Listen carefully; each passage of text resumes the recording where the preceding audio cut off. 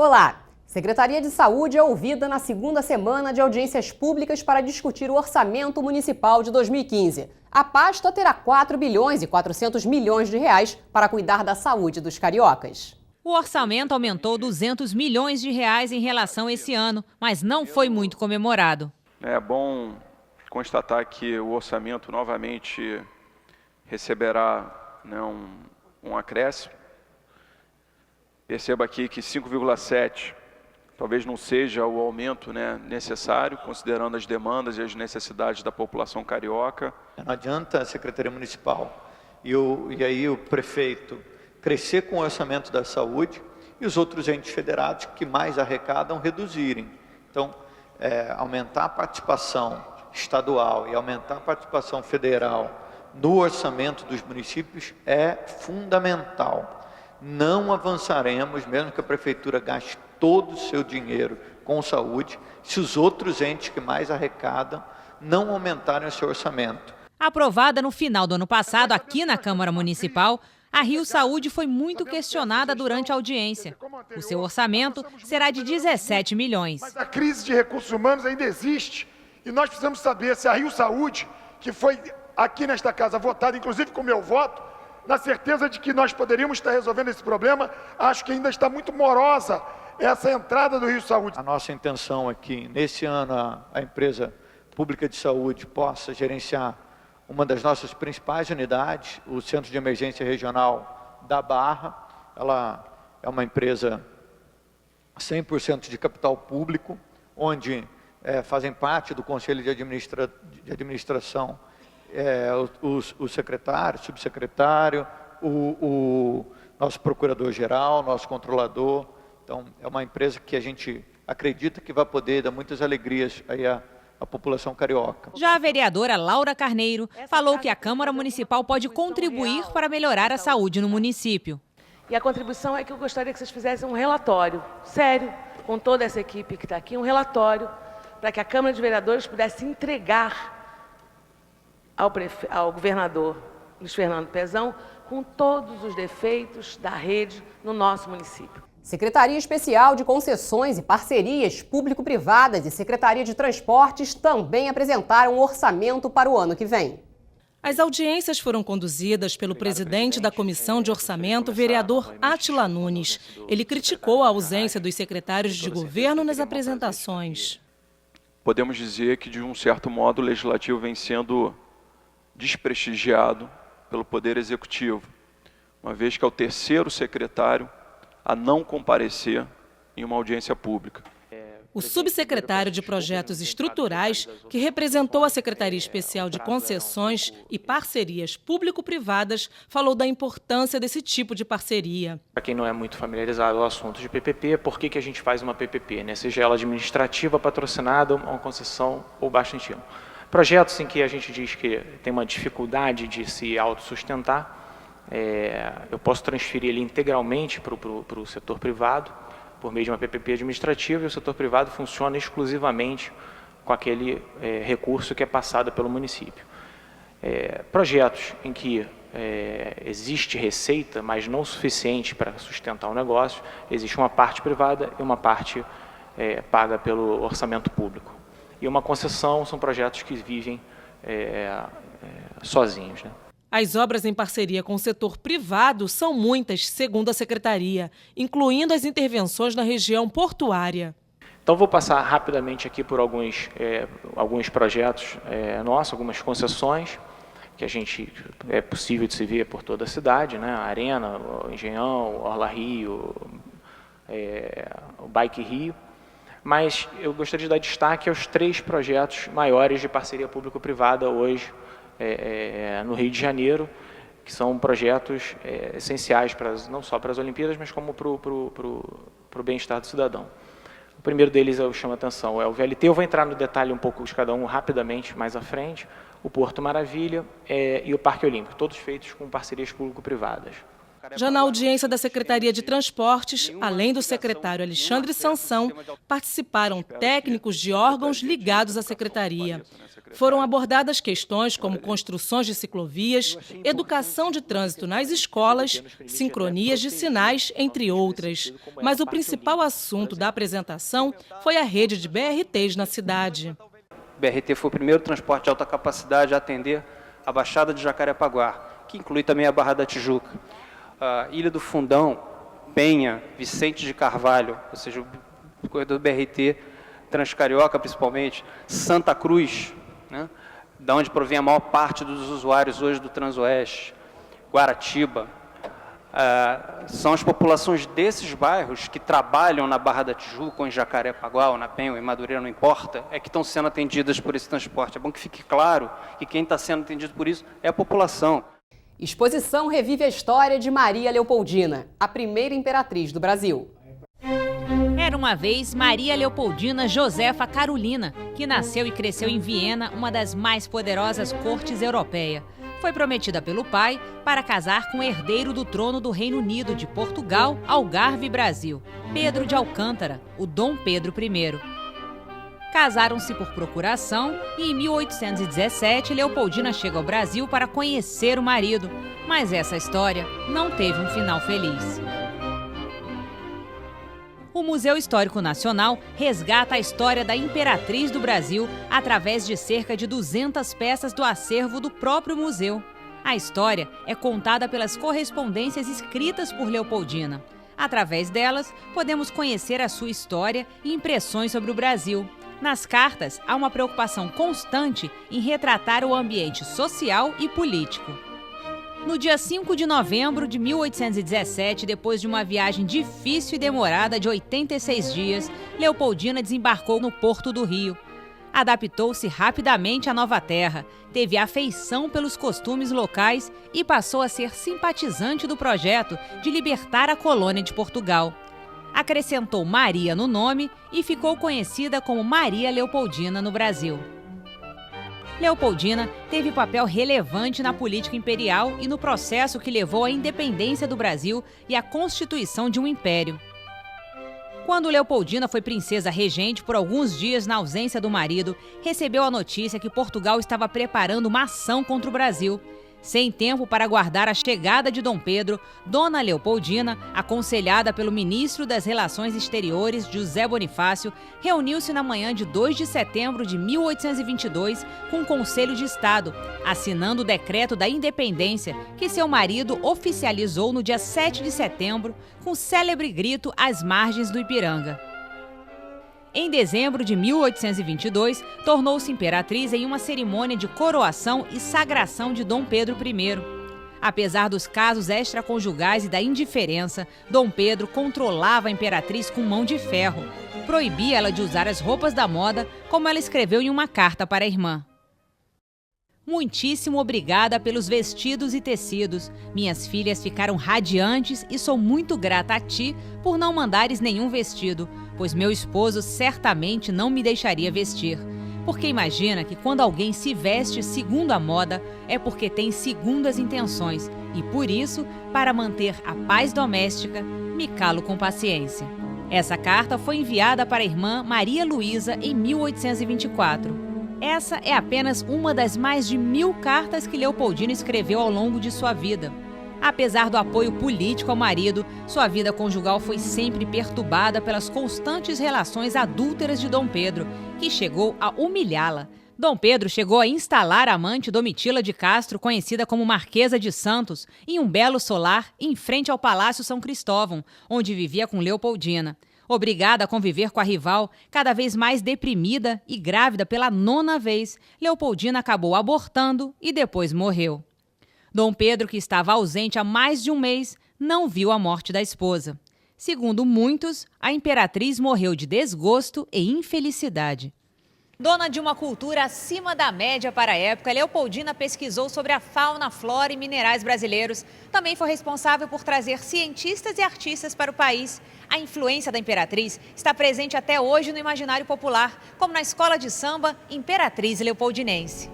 O nome da Imperatriz está associado a diversos locais na cidade do Rio, como a estação da Leopoldina na área central da cidade.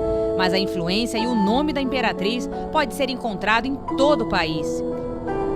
E aqui, no Museu Histórico Nacional, até março de 2015.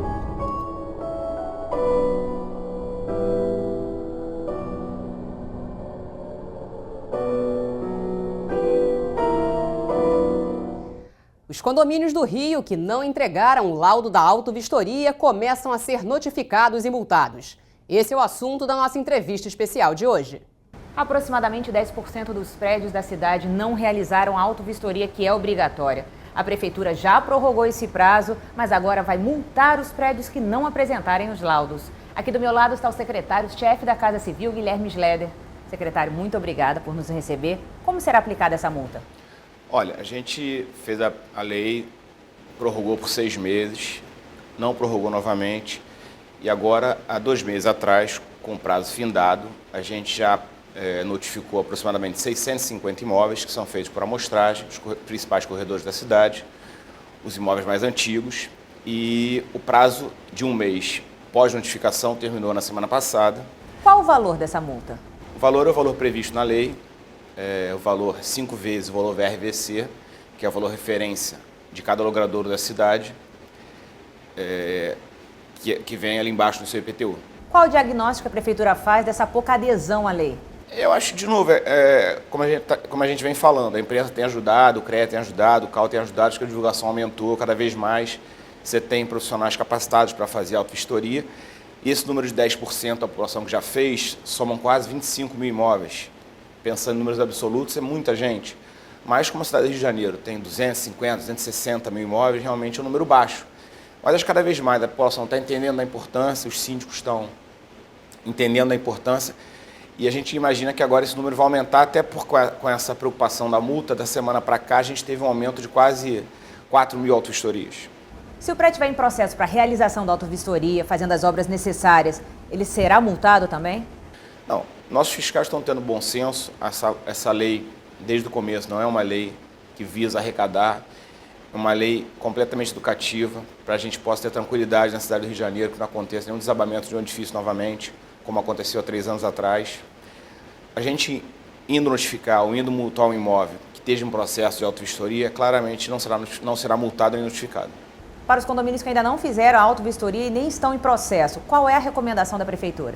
De novo, procurem um arquiteto de confiança, procurem um engenheiro de confiança, tem vários no mercado, o CREA pode indicar, o CAL pode indicar, e faça a sua autovistoria, que é importante para o imóvel. Todos os síndicos têm feito, têm ficado satisfeitos, às vezes problemas bobos do edifício que a pessoa não imaginava estão sendo consertados e trazem segurança para todos os moradores e todos os cariocas. Muito obrigada, secretário, pela sua entrevista. Voltamos ao estúdio. Há 100 anos protegendo o Rio, o Forte de Copacabana é parte da história da cidade. Na última edição do Acontece no Rio, exibimos a primeira parte de uma reportagem comemorativa do centenário da Fortaleza. Hoje vamos encerrar com a última reportagem da série sobre a história do Forte de Copacabana. Nos 100 anos do Forte Copacabana, quem ganha o maior presente é o Rio. São cerca de 10 mil visitantes mensais que aproveitam a paisagem e as atrações culturais do Forte, como as exposições. O Gabinete de Curiosidades. Esses são objetos pessoais do Marechal Hermes da Fonseca. O telefone, um tataravô dos modernos celulares. As escovas e os armamentos, perdeneiras e garruchas com 2 canos. Na coleção Napoleão Bonaparte, até uma mecha de cabelo do imperador francês. Um uniforme das enfermeiras da FEB, sapatos e bolsa. Ordens de mérito militar e condecorações brilham na vitrine.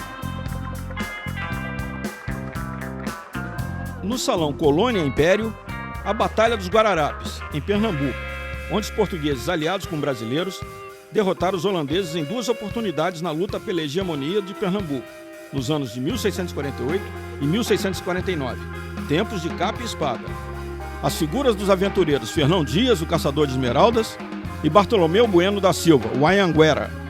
Os jovens aqui no Forte podem visualizar a história e aprender muito mais, Que o diga o Major Armada, chefe da Divisão Técnica do Exército e Forte Copacabana. É uma tradição do Forte Copacabana, por estar já localizado num local sensacional que é a ponta do promontório de Copacabana, voltado diretamente para o mar. O Forte, ao longo dos séculos, ele sempre teve uma participação muito grande, muito integrante na sociedade brasileira.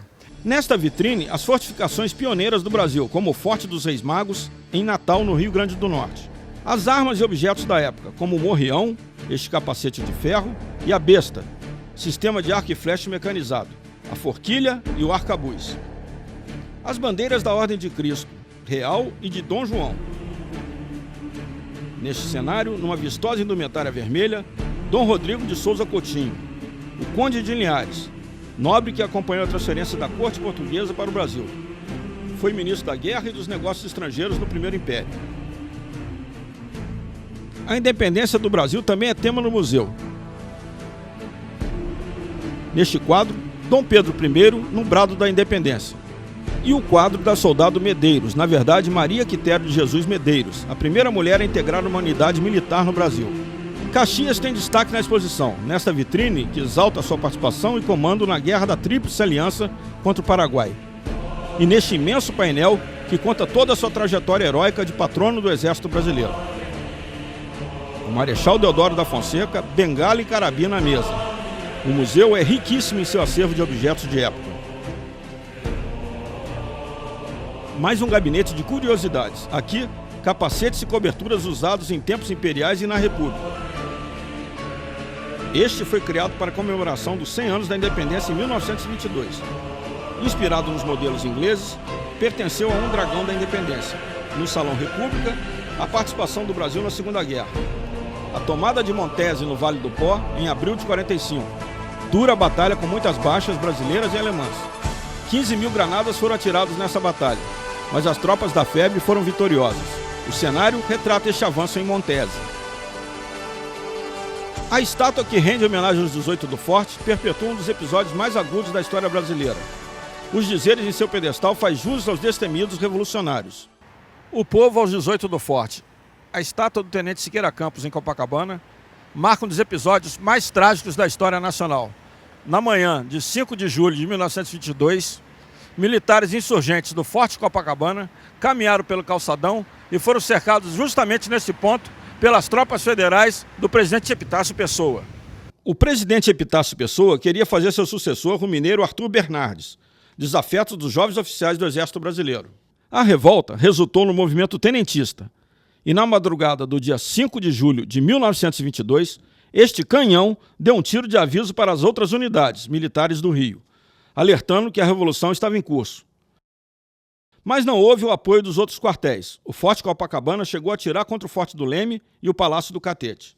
No mesmo mar que este pesqueiro navega tranquilo, na crise de 22, 2 encouraçados se prepararam para abrir fogo contra o forte. Houve negociação e, ao final, só 17 oficiais e praças caminharam pelo calçadão, dando prosseguimento ao movimento.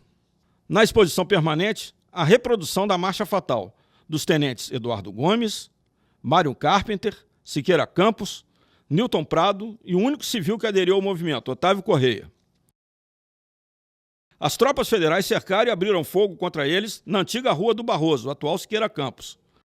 Só Eduardo Gomes e Siqueira Campos sobreviveram aos tiros.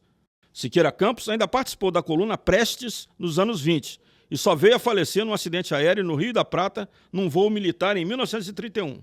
No acervo do forte, a bandeira nacional, cortada em 28 pedaços com mensagens dos revoltosos, manchada de sangue durante a Marcha Fatal. Continuando o passeio pela exposição, um cenário com o Marechal Floriano Peixoto em 1890 no seu gabinete. Um soldado de artilharia a pé defendendo a costa. Nessa vitrine, a Cruz da Guerra dos Canudos, na Revolução Religiosa, de Antônio Conselheiro, no Sertão Baiano, entre 1893 e 1897. Movimento esmagado pelas tropas de Prudente de Moraes. Aqui, a representação da missão militar francesa, que visou aperfeiçoar e modernizar o Exército Brasileiro entre as 2 guerras mundiais. Forte Copacabana, um século te contempla.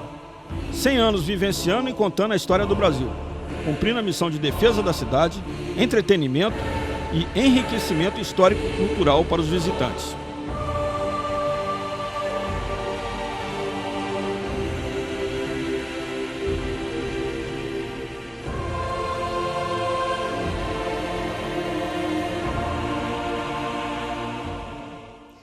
E o Acontece no Rio fica por aqui. Você pode rever este e outros programas no site da Câmara. Acesse câmara.rj.gov.br. Até a próxima!